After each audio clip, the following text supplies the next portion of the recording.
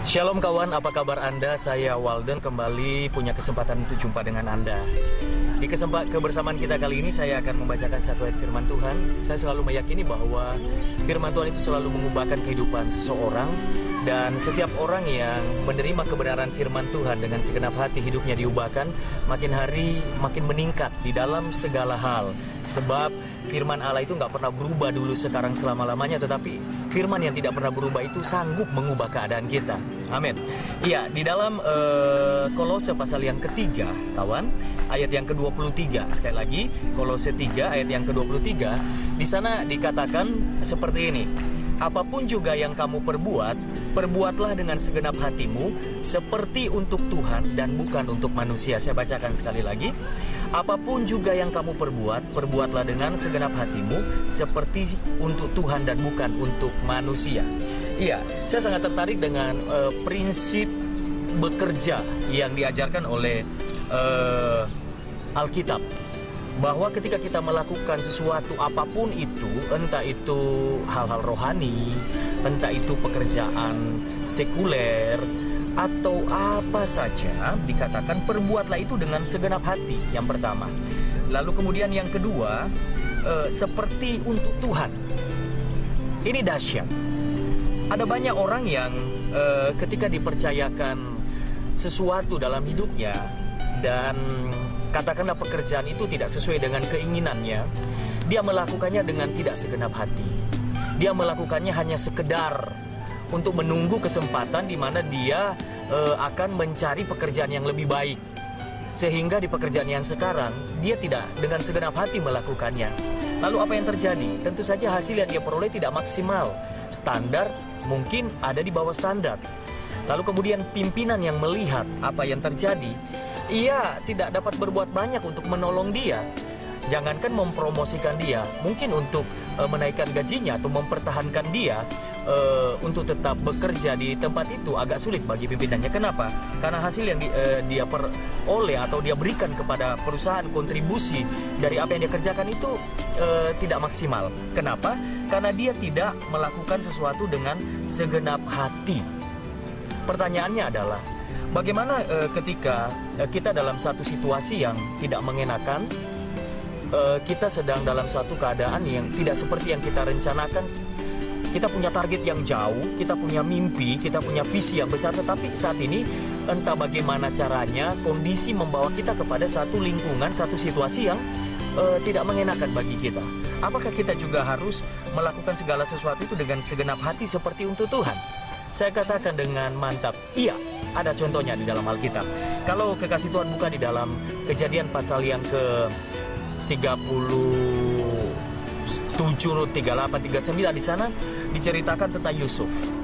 Yusuf kisahnya dimulai dari mimpinya yang besar.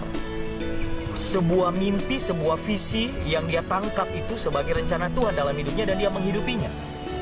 Tetapi kan dia tidak langsung mengalami penggenapan dari visi, misi yang dia terima daripada Tuhan itu.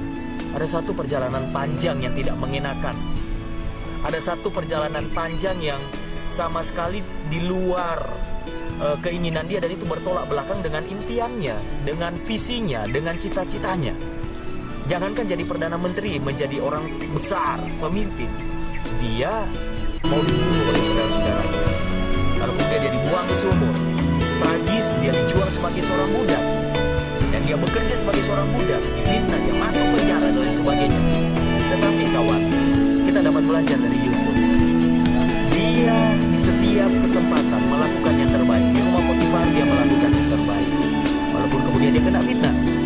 Lalu kemudian dia masuk penjara. Di penjara dia melakukan yang terbaik. Seperti untuk Tuhan dan bukan untuk manusia. Dia melakukan dengan segenap hati. Lalu kemudian apa yang terjadi? Pada waktunya, apa yang menjadi mimpi, apa yang menjadi visinya itu tergenapi, kawan. Dan di sini saya belajar satu hal, bahwa kadang-kadang Tuhan mengizinkan kita berada di masa transisi. Saya katakan itu masa antara janji Tuhan yang kita imani dan penggenapannya.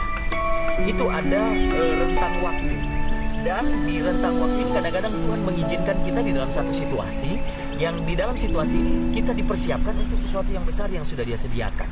Contohnya Yusuf. Andaikan di usia 17 tahun mimpi besarnya yang dia terima daripada Tuhan dan dia mengimani menghidupi itu terjadi, dia menjadi Perdana Menteri, akan sulit bagi dia untuk bertahan dalam posisi itu. Karena untuk menjadi seorang Perdana Menteri itu dibutuhkan satu ketangguhan di dalam jiwanya, lalu kemudian cara berpikir yang matang, berspekulasi dan sebagainya, lalu kedewasaan. Andai kan 17 tahun dia dengan sifatnya yang kekanak-kanakan, suka pamer sama saudara-saudaranya sampai dia dibenci oleh saudara-saudaranya, dengan keadaan seperti itu dia langsung diangkat menjadi orang yang besar seperti visinya, maka itu tidak akan bertahan lama. Bisa saja, tapi tidak akan bertahan lama. Dibutuhkan seorang yang memiliki kesiapan karakter, kapasitas yang besar untuk menampung rencana Allah yang besar. Dan masa antara Yusuf dari mimpi dan penggenapan mimpinya itu dia lewati dari sumur, perjalanan ke Mesir, di rumah Potifar, di dalam penjara, tetapi dia melakukan yang terbaik sehingga kemudian pada waktunya momentum itu datang. Juru minum itu merekomendasikan Yusuf untuk menafsirkan mimpi raja, ya kan? Dan kemudian itulah momentum yang mengangkat dia menjadi Perdana Menteri. Apa yang bertahun-tahun sebelumnya dia rindukan, visi yang besar itu tercapai.